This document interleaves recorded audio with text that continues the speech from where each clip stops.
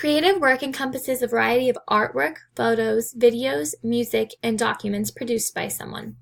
The expansion of digital technology has allowed for these works to become easily accessible, which means they can also easily become stolen and shared with seemingly no consequences. There are endless amounts of ways we utilize creative work we find on the internet. We use pictures for reports and presentations. We use articles to find information necessary to write papers. We watch videos and share them with friends. But before we use these types of creative work, we should always take into consideration copyright laws or specific laws that protect the work of others.